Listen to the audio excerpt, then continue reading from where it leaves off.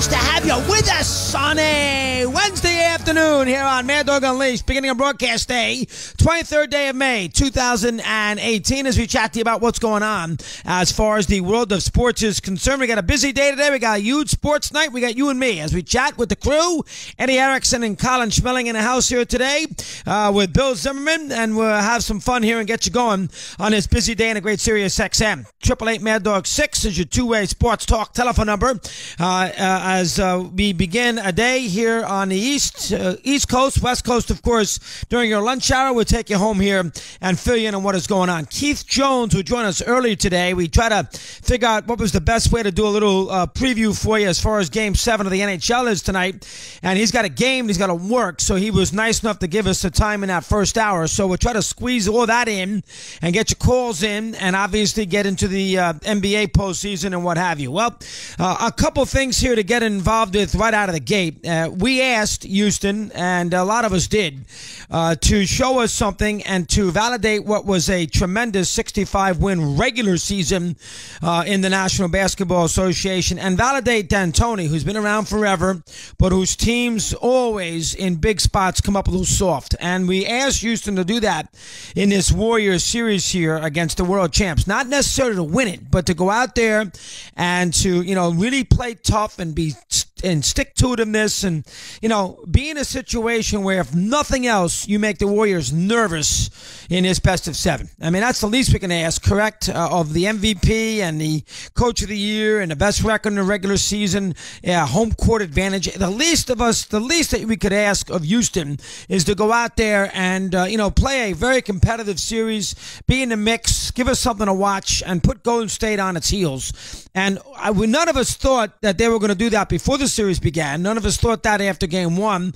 Not many people actually thought that after Game 2. We put, at least Kevin Lockery did, and he'll join us later too.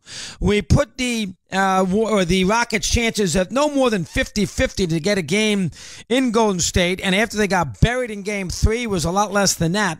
And I'm sure last night at 12-0, it was a lot less than that. And even after they took the lead at the half, but then fell behind by a dozen in the early part of the fourth quarter, it was also a lot less than the 50-50 proposition that Lockery came up with. But hey, lo and behold, let's give the Rockets all the credit in the world. That was an absolute tremendous gut check to get even in this best of 7 series and to make the Warriors now specifically and categorically, I mean, there is no ifs, ands, or buts. Golden State sweating as this series now resumes back in Houston tomorrow night. I mean, the Rockets now have a best of 3 series. They only have to beat the Warriors twice now, not 4 times. Only have to beat them twice, and they have 2 of the games at home. So they do not have to win a road game, really, again, to win the NBA championship. I mean, that is what Houston has done with their 94, 95, 92 win. Yeah, I thought it was 94, 91. 95, 92 win yesterday in Game 4 of what was an absolutely breathtaking, I mean, it was choppy, but as far as the intensity was concerned, a breathtaking, riveting NBA conference final game. And it's about time the NBA got one, because they haven't had one in a long time, really maybe even throughout this postseason, but they certainly got one. Game 6 with Oklahoma City, Utah was pretty good, but they didn't have many, if at all, in this postseason. But boy, they sure did last night. What a basketball game that was. What a gut check by the Rockets that was. And it leaves us now with a lot of questions on both ends as we get ready now for what should be a great week in the NBA. It really should be. And I'm one, as you know, who loves to bury the NBA left and right with non-competitive playoff series and the way the sport sometimes, with ESPN's promotional aspect of it. But I'm a sports fan, and let's face it, they had a great game last night. They're going to have a great game tonight. They got a great game tomorrow night. They're going to have a Game 6 on Friday. They're going to have a Game 6 on Saturday. And they got a good chance to get 2 Game 7s on Sunday and Monday. I mean, they got themselves an opportunity here to have really a tremendous 6 days of nonstop wall-to-wall coverage in their conference finals. I mean, they got LeBron on one end without home court against an iconic franchise at 2-2. And then they got the world champs with a couple of Hall of Famers, if not three of them on the other end, against the MVP of the league. And, of course, a Houston team that goes about things a little differently on the other hand. I mean, they got themselves really what is got a chance to be a great weekend. But, I mean, the first thing is first, and that is to praise, and they deserve it. Praise Houston for what they did last night. I mean, they took a right hand early in the game, fell behind 12-0. Who in the world thought they'd bounce back off that? I didn't. And before you know it, they got themselves back in the game. They clawed back in the game. They played good defense. Harden had a tremendous second quarter. Paul was great throughout the game. And they did what they had to do, and they got back in the game. Golden State went nuts. They went quiet. They got a little arrogant. They got a little careless. They are very sloppy with the basketball. Very sloppy. It's almost like the better they do, the more arrogant they get with the ball. They get a little too fancy, and they did nothing in the second quarter, and they're down 7. And right then you were nervous that maybe Golden State was going to have a tough time in this ball game if you're a Warriors fan. But then you calm down quickly. We all know the Warriors have owned these third quarters. They certainly owned it yesterday.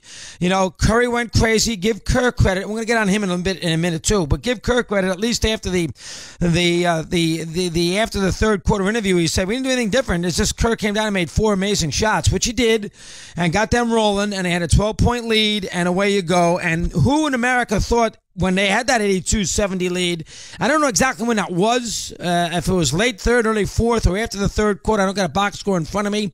Eddie's not here today, so I'm kind of scrambling, just me and Kyle. But the bottom line is that was whenever that was, that 12-point deficit, they clawed back, and they took control of that game in the last 6 minutes. And they were the ones who were poised. They were the ones who looked composed.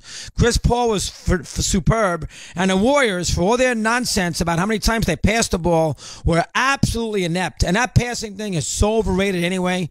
It's almost like that triangle offense. Well, we want to pass the ball 300 times in a game. Nonsense. Half the time they come down the court and somebody hoists a 40-footer. That's a 3-point shooting machine team where Curry shoots threes, Thompson shoots threes, and they didn't pass the ball to anybody. They have Draymond Green at the top of the key, and sometimes he can dish well, but other than that, that team doesn't pass as well as a lot of people think they do. And they have a million turnovers, which negate the occasional good pass. A lot of their offense is coming down the court, finding Durant, and letting that 7'1" frame with that wingspan make a play. Or a lot of their offense is Curry doing what he does, coming down the court, creating a little space and hoisting up a 35-footer, or being a little bit of a circus act, getting to the lane and getting to the basket and throwing up a lot of floaters and doing those kinds of things. They're a little overrated from a passing standpoint. They really are. When you have a lot of Hall of Famers on a team, it's easy to look like a great passing ball club. I think it's when you got right down to it last night, how'd they pass?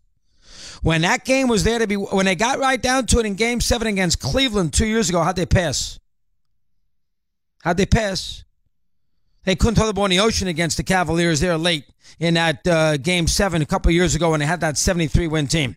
And they didn't pass the ball at all. The one pass they should have made, they made, where they threw the ball to Klay Thompson, who has done absolutely nothing. I don't want to hear about injuries.